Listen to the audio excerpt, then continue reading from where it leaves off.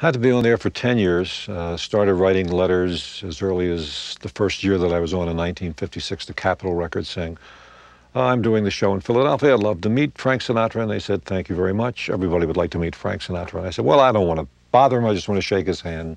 Everybody wants to shake his hand. And we'd go to see him at the 500 Club in Atlantic City, and it was impossible. Couldn't even go backstage. I mean, nothing was happening.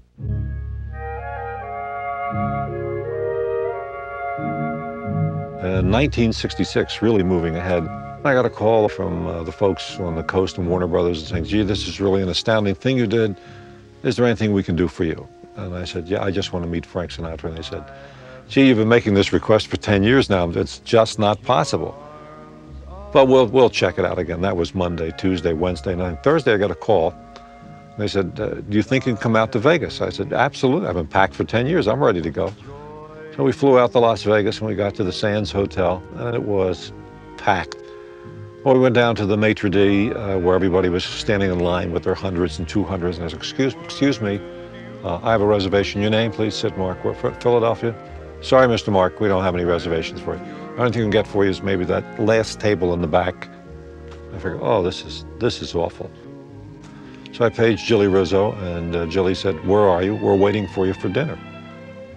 I said, I'm in such and such a place. And they said, well, meet us in this restaurant. And we walked into the restaurant, and there was nobody there. And I figured, what in the world is going on here? And I was standing there looking into this empty restaurant, no maitre d', nobody to greet us. And my wife said to me, I don't want you to get upset, but turn around slowly. He's standing right behind you. And I turned around, eyeball to eyeball, and met Frank Sinatra for the first time.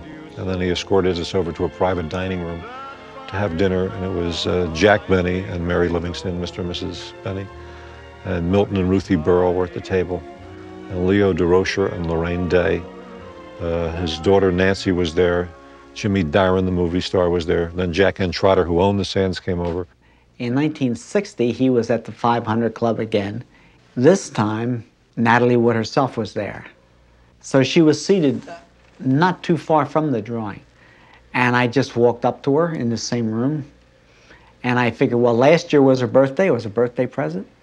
So this must same month, July. So I walked up and I said, happy birthday. And she smiled. And I introduced myself, and I said, I understand you got a picture like that, pointing to the one that was a remake. And she said, oh, yeah, Frank gave it to me last year. And I said, well, I drew it. And anyone who came to that table, Frank was the first one to stand up, introduce everybody around, including my wife and myself, and always say, this young man's from Philadelphia. He does a program on an FM station that's Sinatra, so it's been on for so many years, whatever. Have you had dinner? I said yes. My wife said no. Would you like something to drink? She said no. I said yes. I mean, we really gave him a kick, because here we are, like two kids with these giants in the industry. He said, did you see the show? And I said, no, we haven't. I said, we went in and there were no reservations. And he said, well, then you'll sit with us. And he excused himself from the table. And he said to me, gave me one of those, he said, Sidney, I'll see you after the show. And she called Bob Wagner over. Robert Wagner came over, and they looked at my drawing. There I was seated on a little sofa between them, and I had my drawings, and they were thumbing through them. And it was just fabulous. So then they invited me to sit with them at their table for the next show, and we went. And as we sat there, the one song he was introducing from his new album was You Go to My Head, and the album Nice and Easy.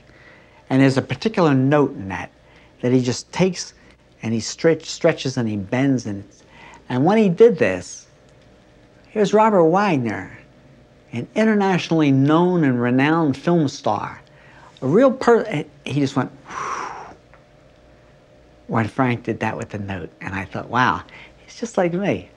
And the thing that struck me is that all these people were looking at the table wondering, who the hell is this?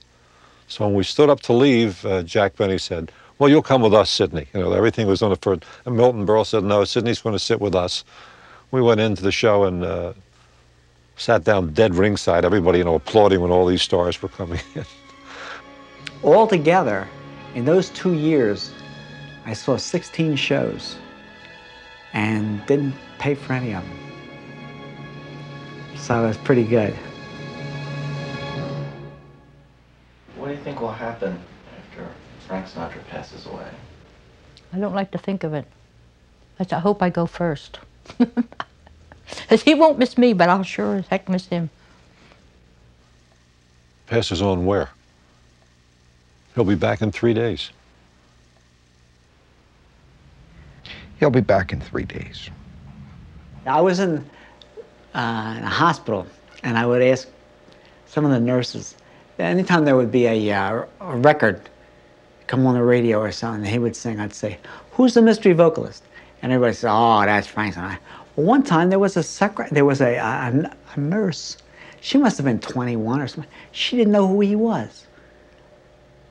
I was devastated. It was worse than the disease I was in there for. How can anybody not know who he is? And I fear that that time may come. I hope it doesn't, and people tell me, no. Hope not. I hope it's long after I'm gone. This type of song, this is my favorite Sinatra song, and it has to do with affairs of the heart, and it should be released on every album, anywhere, or on any CD. It's written by Johnny Mercer and Harold Arlen, and it's called One for My Baby and One More for the Road. And Frank includes this song in every program, just about, that he does. And I'd like to do it for you now. It's 2:45. There's no one in the place except you and me. So set him up, Joe. I got a little story I think you should know. We're drinking, my friend, to the end of a brief episode. Make it one for my baby and one more for the road.